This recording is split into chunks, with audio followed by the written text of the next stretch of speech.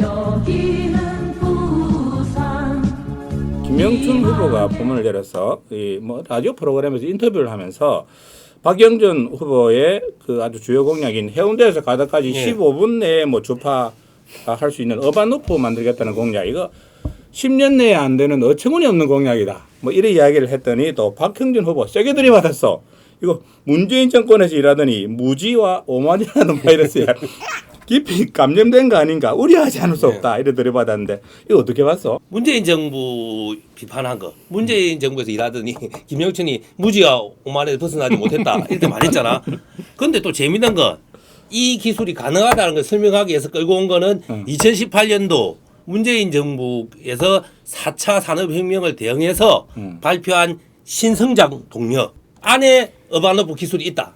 그래. 그렇게 말한 거야. 앞뒤가 안 맞고 그 어떨 때는 문재인 정부의 생각이기 때문에 이건 가능하다 했다가 또 김영춘을 까기 위해서는 문재인 정부에서 이랬기 때문에 그렇다다. 무지와 오만한 정부다. 무지야 오만 이건 좀 나간 거 한 발 너무 나간 것 같고. 하이프루프라는 기술은 이미 우리나라가 오래 전부터 다른 나라에서도 이미 시작된 걸 우리나라도 계속 하고 있었고, 근데 지금 박형준 후보가 얘기한 무지와 오만은 꼭 그 하나만 빗댄 게 아니고 전반적인 국정 운영의 방식 그런 문제가 있는데 일이 커진다. 또 그런 방식으로 김정춘 후보도 그렇게 접근하는 거 아니냐라는 문제 제기니까 이게 결국은 여론의 초점이 이 김영춘, 박영준 두 사람한테 쏠리는 결과를 만들게 됐잖아. 이건 그럼 두 사람한테 유리한 거 아니야? 결과적으로 이제 각각 자기가 독보성을 가지는 상대 1등하고 서로 이렇게 막 논쟁을 함으로써 그런 좋은 효과는 좀 보고 있는 것 같아. 나는 역으로 이 사람들이 하루 전날 만나가지고 짜고 쳤나라고 생각할 정도로 선거전이 벌어지면은 개인의 신상과 관련되는 인신음해들 엄청나게 많이 해요. 근데 저 정책 갖고 하는 거잖아. 방금 우리가 둘이가 약간의 설전을 벌였지만 판단은 유권자가 하는 거고 기술자들은 또 다양한 의견이 존재하는 거죠. 그런데 정책으로 가지고 몰고 왔다는 점에서는 수준 높은 후보는 다르구나. 이 말에 나 진짜 동의한데 그렇게 생각을 했지. 여기서 문재인 정부의 무지와 목매 이렇게 이거는 박형준 후보가 고대 사학과 7, 8학번이야. 그렇지. 근데 김영춘 후보는 고대 영문과 81학번이야. 박형준 후보도 고대 나왔어요. 내가 좀 비하인드 스토리를 아는데 어떤 사이야? 그 사람이 안 고대 선후배지가지고 운동권 때 같은 운동권이고 그리고 스클 지금 말로 이제 동아리라고 하잖아. 같은 동아리의 선후배야. 같은 동아리가 같은 동아리고 그다음에 심지어는 심지어는 자취방까지 박형준에서 김정춘으로 자취방까지 물려줬어. 그리고 일설에 의하면 박형준이 김영춘에 대한 학습 선배, 운동권 이렇게 나름대로 교육을 하잖아. 공부를 시키니까. 박형준 몇 년 선배라고? 학습 선배라는 말도 있어. 그래서 그 정도로 하여튼 두 사람이 워낙 가까우니까 짜고 친 거 아니야? 전날 만나서. 그래, 12일 날 영도에서 출마 선언을 했어. 김영춘 후보가. 저 비대면 기자회견이 되놓으니까 출마 선언 되놓으니까 지지자도 아무도 못 가고 자기 혼자 무대에 올라가지고 기자들 앉혀놓고 한 건데 테이블 한 4개 놔놓고 그래. 그러니까 이게 역동성이 있게 지지자의 열기 뭐 이런 걸 느끼면서 출마 선언 해야 되는데 김영춘 후보 입장에서는 정말 답답할 것 같았고 근데 이제 뭐 때문에 그런 거 할 수밖에 없었느냐. 국회 일정이 중요한데 국회 사무총장의 책임감 없이 내려오면 안 되잖아. 그런 대로 우리 한국 정치인 중에서 내 정치 일정이 중요하다고 막 10월달 11월달 내려오는 정도의 형태를 보이는 사람도 많지만 또 김영춘 장관의 장점이 도리에 안 맞고 이렇게 뭐라노 점잖지 못한 짓을 못 하시는 분이거든. 내가 같은 당이라서 하는 말이야. 이거 실제로 같은 당이시. 이거는 같은 당이라서 하는 말이야. 같은 당이라서 하는 말이지. 객관적. 이건 장점이자 단점이라고도 하는데 그러다 보니 너무 늦게 내려왔잖아. 문재인 정부 장관 중에서 가장 뭐 역량 평가, 장관 역량 평가에서 1위를 했더라고. 그러니까 행정적인 능력도 인정을 받았어. 인정을 받았는데 왜 지역구에서는 서병수 의원한테 졌어? 제가 옆지역이니까 이도 좀 알 것 같긴 한데 아니 이게 이제 해수부 오늘은 민주당 후보니까 경쟁력 검증을 한번 해보자고. 해수부 장관을 저 20대 국회의원 당선되자마자 2년 동안 있었잖아요. 해수부 장관을 하면 실제로 또 해양 관련 일에 워낙 집중하다 보니까 지역에 자주 못 왔지. 상대적으로 본인은 온다고 왔지만 지역 주민들 입장에서는 아무리 뭐 자기 집 국회의원이 중앙무대에서 대활약을 하더라도 자주 손잡고 자주 얼굴 보고 또 자주 친해지고 싶은데 그런 면에서 우리 김영춘 장관이 지역민들의 그런 욕구를 해소를 못 해드린 면이 컸다고 보고 나름대로 큰 정치, 중앙정치 그리고 이게 우리 한국 국익에 관계된 거 이런 게 집중하다 보니까 지역에서는 좀 소홀히 했던 거. 21대 총선에서 부산 지역에서 민주당 공동선대위원장 지냈단 말이지. 그런데 결과적으로 21대 총선에서 부산은 민주당 의석수가 6석에서 3석으로 줄어들었어. 그러면 실패한 공동선대위원장이었고 물론 본인도 떨어지기도 했고 국민의힘 성향이지 무소속 어떻게 보면 정근 후보가 5% 이상의 표를 가져갔는데도 서명수 후보한테 졌단 말이지. 유권자들 입장에서는 자기가 장관 됐다는 거는 그 지 출세한 거지. 내 해가 출세한 게 아니고 야, 지가 출세한 거고. 야 우리 지역 국회의원이 장관 됐으니까 우리 기분 좋네. 이거하고 또 별개의 문제네. 별개의 문제야. 그러니까 뭐 유권자들 만나보면 그렇거든. 그 뽑을 때까지는 당신을 민다고 했는데 한 3달간 안 보이면 이 사람 어디 갔어? 서울에 이제 열심히 국정을 위해서 일을 해도 내한테 한번 안 보이기 시작하면 지역을 소홀히 하네 이렇게 가버리는 거거든. 지금 각종 여론조사에서 보면 국민의힘 박형준 후보한테 거의 뭐 2배 가까운 차 혹은 2배 이상 차로 밀리고 있는데 통상적으로 이런 큰 선거에서 지금 2달 또 뭐 2달 정도 남은 상황에서 2달 좀 넘어 남았구나. 남은 상황에서 극복 가능하나 이거? 극복 가능하나? 민주당이 대답해봐. 아니 이게 지금 일단은 우리 전임시장의 가오가 있어서 일단 치러진 선거니까 부산 시민들이 이제 민주당 후보들에 대해서 좀 엄격하게 잣대로 좀 관찰하고 있는 것은 사실이고 전임시장의 잘못 때문에 우리가 위축되고 또 죄송하고 이런 마음에서 처음에 후보 내는 것도 확정되지 않고 사죄의 모습을 보이려고 하다 보니까 후보들이 이렇게 적극적으로 준비하고 적극적으로 출마 시기를 조절하고 이런 게 없었어요. 사실은 며칠 전에 그 영도에서 지금 김영춘 후보가 출마 선언식 하면서 발동을 이제 걸기 시작한 거야. 그러니까 이거 3-4일밖에 안 된 거 우리는. 우리 박형준, 이현주 비롯한 그리고 전직 의원들 있잖아요. 유재중, 박민씨. 공평하게 이제 이름 한번 말해주자. 박민씨, 이진복 이런 것들은 진짜 3-4개월 전부터 뛰었어요. 그런데 그 여론조사 보면 좀 더 살펴보면 지지자 대상 후보 적합도 조사라고 있잖아. 그러니까 민주당 지지층한테 김영춘을 지지하느냐라고 물어보면 그 20% 초중반대밖에 안 나오는 여론조사들이 꽤 있어. 그러면 당 지지자들로부터도 김영춘은 크게 인정을 받지 못하는 거 아니냐. 우리는 후보가 누구 될지가 아직 결정이 안 됐어. 후보 예비후보 등록 김영춘 딱 한 명 있거든. 그러니까 후보군이 딱 눈앞에 A, B, C, D 딱 보였을 때 이제 마음을 정할 거 아니야. 근데 국민의힘은 거의 다 정해졌어. 지금 노선 싹 떠났어. 8명, 뭐 10명 이러니까. 근데 민주당은 후보 등록을 김영춘 혼자밖에 안 되겠지. 그래 그런 요인이 있어. 그 측면도 있고. 근데 이제 김영춘이라는 정치인 개인이 아무래도 정치적인 임팩트가 없다 보니까 그 민주당 그 성향의 유권자들조차 이 사람이 우리 부산의 민주당의 지도자라고 인정을 못하고 있는 거야. 빨리 시작했나 늦게 시작했느냐 혹은 다른 후보가 있냐 없냐가 아니고 진짜 김영춘 후보는 이거는 한번 반성해보거나 스스로 성찰해볼 필요가 있다니까. 근데 기억나는 게 없어. 그 점을 지적하고 싶은 게 장관일 전무 잘했어.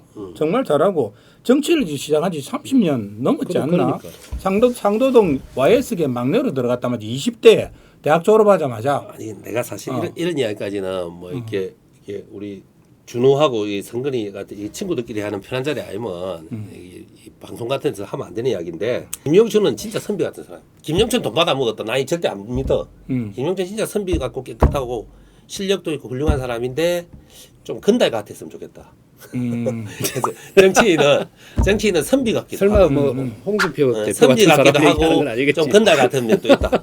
옛날에 우리 일제시대 독립운동 하던 김구 선생이 그런 말을 했다고 뭐 영화 같은 데 소개돼 있는데 또 훌륭한 레지스탕스가 되려면 선비 같기도 하고 건달 같기도 해야 된다. 근데 정치인들도 좀 대중의 지지를 모으려면 정말 올바르고 실력이 있고 이렇게만 한 게 아니고 이는 정치적 퍼포먼스도 하고 이게 좀 건달기도 좀 있어야 되는데 너무 사람이 올곧기만 하다. 아니 그래 정치를 YS한테 배웠잖아. 그러면 국민은 죽는다.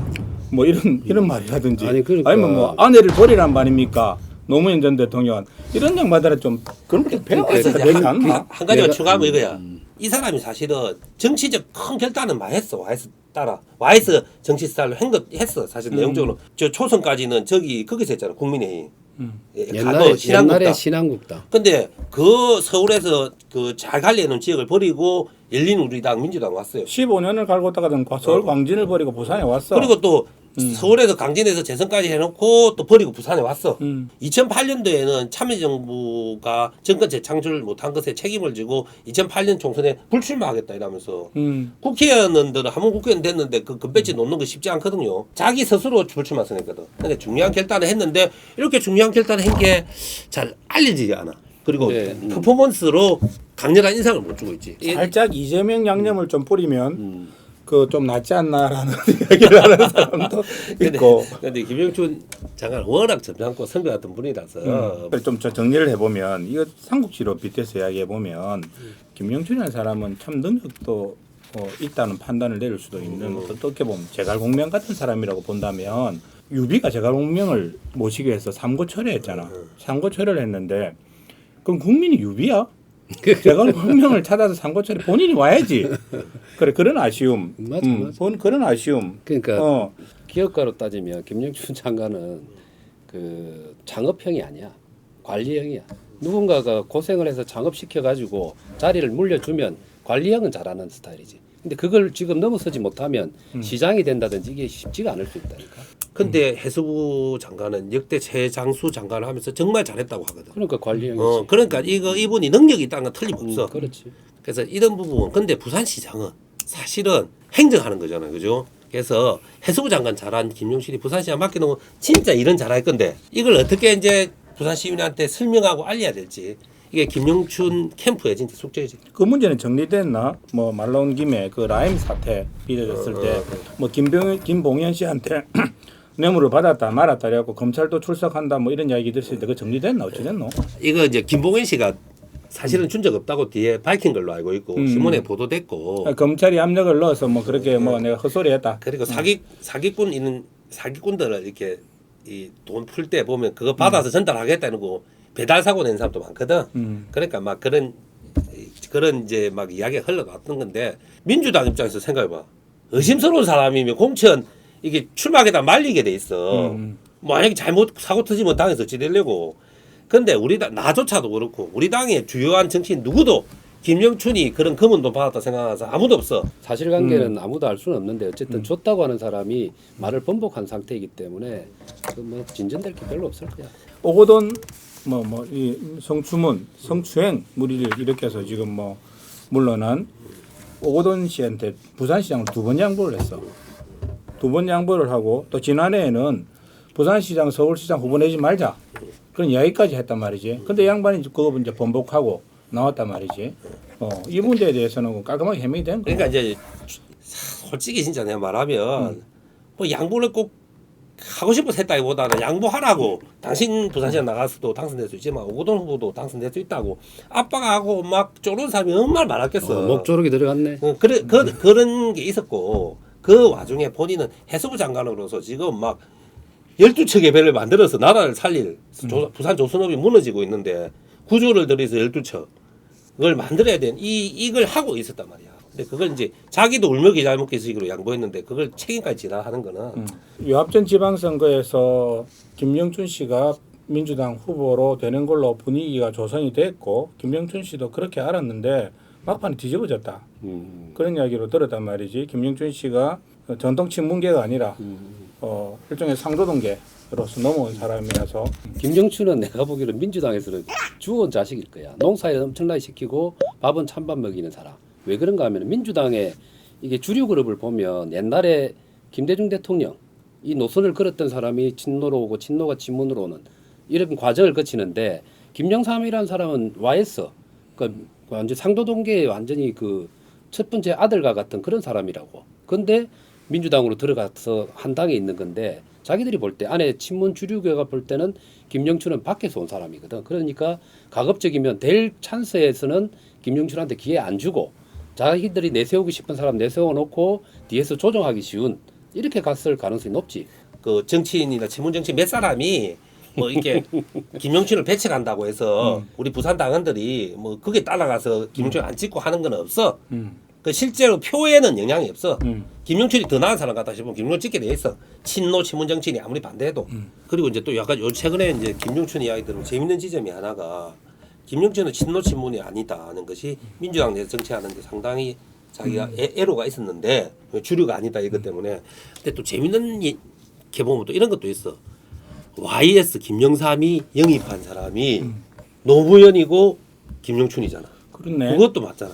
YS가 발탁한 사람이 발탁에서 제일 이렇게 유명해지신 분이 크게 대통령까지 되신 분이 노무현이고 그 다음에 그 못지않게 큰 사람이 또 김영춘이야. YS가 김영춘을 그렇게 총애했다며 뭐 YS의 셋째 아들 이런 이야기도 그리고 농담 삼아서 할 정도로 뭐 대통령까지 됐으니까 그 이제 그런 칭찬이 필요 없어서 안 하지만 YS가 진짜 또 아끼고 인정했던 사람이 또 노무현이야. 노무현이 사실 같이 삼당 합당 같이 데리고 가려고 얼마나 노력했는데 김영삼이 인정한 노무현, 김영춘이랑 공통점이 있고 그래서 지금 우리 김영춘 선배가 강조하는 것 중에 하나가 YS, 노무현. 그러니까 그리고 문재인 이 세 대통령, 부산 대통령, 노무현, 문재인은 있겠다 자기가. 그래서 대통합적인 부산시장이 되겠다. 이 이야기를 하는데 자, 역사적 히스토리로 봤을 때는 말은 되는 이야기지.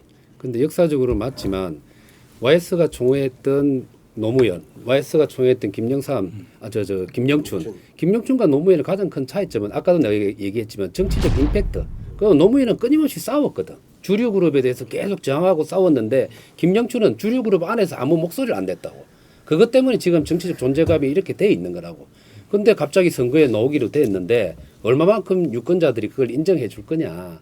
그게 이제 아쉬운 대목이고. 이게 그게 부산 시민 여러분, 쉽게 부산시장은 힘들 거야. 부산시장은 정치하는 건 아니니까. 지난번에 정치하는 사람이 한다. 그러니까 정치인이긴 한데 부산시장직은 정치하는 건 아니잖아. 나는 그러니까 부산시장직은 정치인이 하면 잘할 수 있는 일이고 그런데 시장직은 정치하듯이 하면 안 된다. 왜냐하면 부산 경제 살리고 부산의 복지 이런 예술 모든 분야를 꼼꼼하게 챙겨야 되는 것이 주 업무이기 때문에 그래서 이런 진짜 김영춘이 잘할 거다. 장점 목이 카디더라도 훌륭한 점이 있는 분이니까. 장점 많은데 그 장점 발휘할 기회가 안 올 것 같아가지고. 자, 마지막으로 그러면 안쓰럽지. 정리. 지금 우리 한국 정치는 진보와 보수가 극단적으로 관계가 있고 한쪽에서는 친문 패권주의, 한쪽에는 과거형이긴 하지만 친박 패권주의 때문에 정당들 자체 안에서도 문제가 많았거든. 근데 그런 사이에 중도 합리적 진보, 합리적 보수 그런 칼날을 나름대로 띄고 있는 사람이 김영춘이라는 인물이기 때문에 김영춘 후보가 이번 지방선거에서 당내 경선을 포함해가지고 선전했으면 좋겠다. 비록 당은 다르지만 아니 그런 그러니까 기대가. 김영춘 후보가 진짜 그런 사람이라니까. 그 히트친 그 CF 광고 내용 있잖아. 진짜 괜찮은 좋은데 참 좋은데. 참 좋은. 어떻게 표현할 방법이 없네. 아 진짜 부산시장 시키면 잘하긴 할 건데. 그거 활용하면 되겠다.